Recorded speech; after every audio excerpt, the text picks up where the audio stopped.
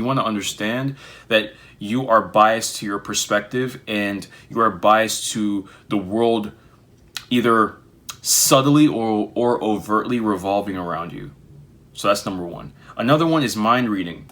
So trying to read other people's minds. This is a common one. Like, oh, they probably think this about me. They probably think that, right? Like you're walking and you're walking with your friends and maybe you trip or something. Or strangers see you trip and you assume that they think you're clumsy or something like that.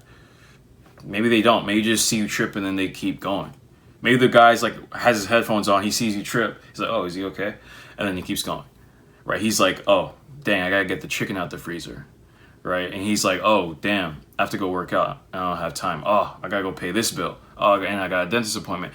You see how the person's life doesn't revolve around you, but because of your life experience and your biases towards yourself and your self-consciousness and all of that, it's so easy to take looks or words very personally. So that's the thing that happens. Mind reading. Another one is filtering.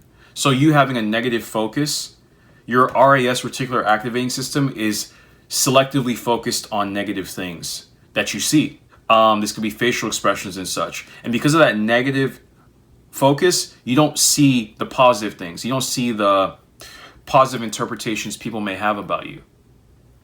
And even the positives you shouldn't take personally. And I'll get more into that in this video. But a negative focus. And what causes a negative focus? Well, a lot of times it's a negative self-image. It's also a perpetuating cycle of you looking at the negative in the past. So what happens is that's a default state that you're in, a default focus of yours.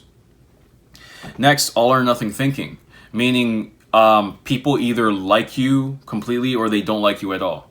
And if someone doesn't like you at all, according to you, there's no way that their actions are all coming from a good place.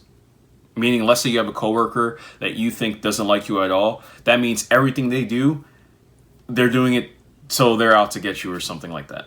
And that's a cognitive distortion. Just because someone doesn't like you doesn't mean everything they do is coming from ill intent.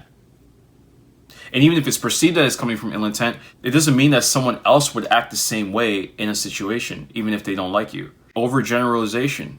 Maybe you've had a certain dating history and you're like, oh, all girls that look like this behave like this, or all guys from this part of the world tend to be like this.